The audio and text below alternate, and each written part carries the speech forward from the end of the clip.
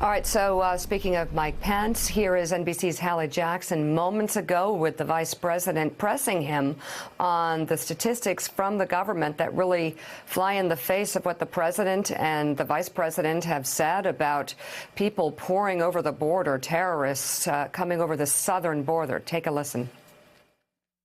Documents provided by this administration to Congress that NBC News has obtained show that on the southern border, 6 immigrants in a 6-month time period were encountered by U.S. officials who were trying to enter the country. But on the northern border, the number was far, far higher, 6 times as many. Yet you're not talking about a wall or a barrier with Canada. What's the difference? Well, the difference is that we're now seeing 60,000 people a month attempt to come into our country illegally on the southern border.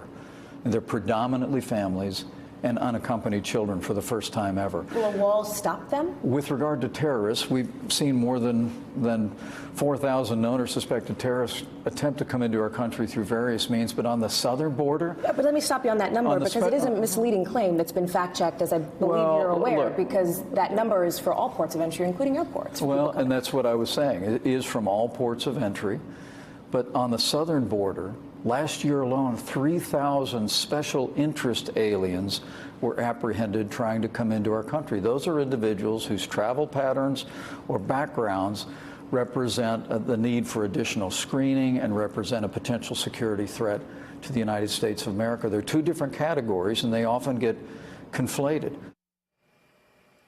Speaking of conflating, we've now moved from suspected terrorists to special interest immigrants.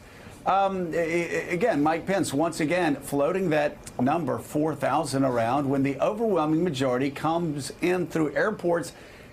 And this is what I find so vexing. Mike Pence knows that he's lying. Mike Pence knows that we know that he is lying.